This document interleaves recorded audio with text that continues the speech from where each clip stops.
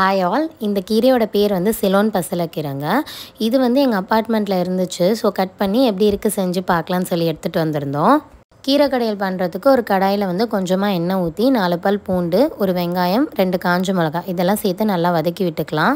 வெங்காயம் வந்து நல்லா வதங்கினதுக்கப்புறமா ஒரு பெரிய தக்காளியை ஆட் பண்ணி அதையும் வந்து நல்லா வதங்கினதுக்கப்புறமா நம்ம வந்து கீரையை ஆட் பண்ணிக்க போகிறோம். கீரை ஆட் பண்ணிவிட்டு அதை வந்து ஒரு 1 மினிட் போல் வதக்கிக்கோங்க. இப்போ வந்து இதை வந்து ஒரு குக்கரில் ட்ரான்ஸ்ஃபர் பண்ணிவிட்டு கொஞ்சமாக தண்ணி ஊற்றி ஒரே ஒரு விசில் விட்டு எடுத்துக்கலாம். கரெக்டாக வந்து ஒரு விசில் வந்ததுக்கப்புறமா ஸ்டவ் ஆஃப் பண்ணிவிட்டு ஸ்டீமை ஃபுல்லாக எடுத்து விட்டுறலாம்.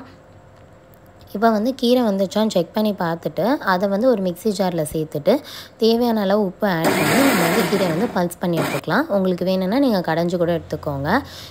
இப்போ வந்து கொஞ்சமாக பருப்பு ஆட் பண்ணிவிட்டு அதையுமே மிக்சியில் வந்து போட்டு எடுத்துக்கோங்க. நான் ஆல்ரெடி வந்து புளி ஊற வச்சுருந்தேன். ஸோ அந்த புளி தண்ணியை வந்து நல்லா கொதிக்க வச்சு இதில் வந்து கொஞ்சமாக ஆட் பண்ணிக்கலாம்.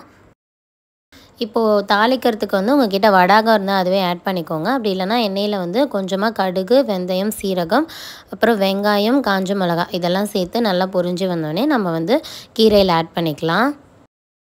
அவ்வளோதான், கீரை கடையல் வந்து ரெடி ஆயிடுச்சு. இதுக்கு வந்து நாங்கள் பீன்ஸ் பொரியல் வந்து பண்ணியிருந்தோம்.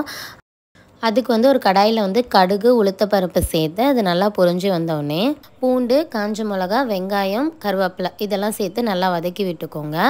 வெங்காயம் நல்லா வதங்கினதுக்கப்புறமா கொஞ்சமாக வந்து மஞ்சத்தூள் ஆட் பண்ணிவிட்டு நம்ம கட் பண்ணி வச்சுருக்க பீன்ஸை வந்து இதில் ஆட் பண்ணிக்கலாம். இப்போ வந்து தேவையான அளவு உப்பு ஆட் பண்ணிவிட்டு கொஞ்சமாக வந்து தண்ணி தொளிச்சு விட்டு அப்படியே ஓப்பன்லேயே வந்து பீன்ஸை வந்து வேக விடுங்க. ஃபைனலி வந்து நம்ம துருவி வச்சுருக்க தேங்காய் வந்து இதில் ஆட் பண்ணிவிட்டு ஒரு 1 மினிட் கழித்து ஸ்டவ் ஆஃப் பண்ணிட்டிங்கன்னா பீன்ஸ் பொரியல் ரெடி.